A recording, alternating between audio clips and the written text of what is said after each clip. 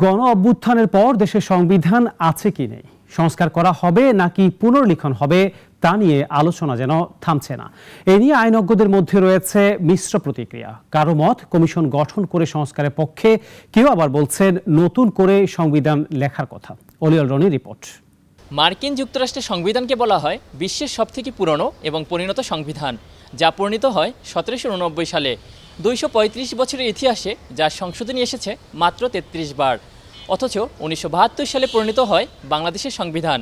গত 52 বছরে যার সংশোধনী এসেছে 17 বার। কথিত আছে 3-4টি ছাড়া সবগুলোই সংশোধনী আনা হয়েছে ক্ষমতাসীন সরকারকে সুবিধা দিতে। সংবিধানও সংশোধিত হয়েছে। হ্যাঁ, ছিল parliamentary form of government, Ziaur Rahman আইসা এটার প্রেসিডেন্সিয়াল ফর্ম অফ গভর্নমেন্ট করলো, বাতিল হয়েছে। কিন্তু পুনর্লিখনের মতো তো লোকই নাই বাংলাদেশে। There is no doctor Kamal Hossain. এবং ওইখানে আছে দেখো, the proclamation of declaration of independence. এটা কোথার? আমেরিকার। এখন অন্তত ওইটার কোনো জায়গা চেঞ্জ হয় না, ওদের কনস্টিটিউশন চেঞ্জ হয়েছে। বৈষম্য বিরোধী শিক্ষার্থীদের গণ অভ্যুত্থানের পর দাবি ওঠে সংবিধান সংশোধন নয়, সংবিধান নতুন করে লেখার। সংবিধান সংস্কার নাকি পুনর্লিখন, এ নিয়ে চলছে জোর আলোচনা। আইনজীবীরাও দিচ্ছেন নানান মতামত।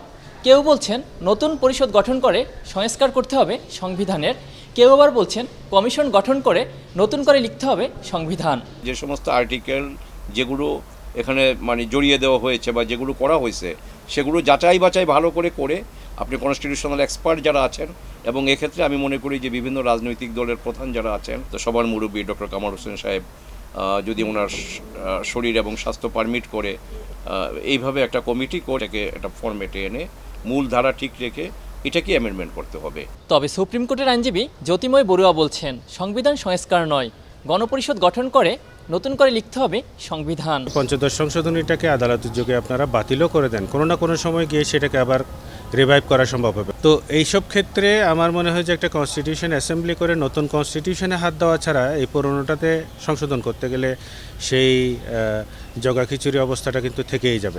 বর্তমান সংবিধানের 142 অনুচ্ছেদ অনুযায়ী সংবিধানের কোনো বিধি পরিবর্তন, সংযোজন, প্রতিস্থাপন কিংবা রহিতকরণের একমাত্র ক্ষমতা রয়েছে মহান জাতীয় সংসদের।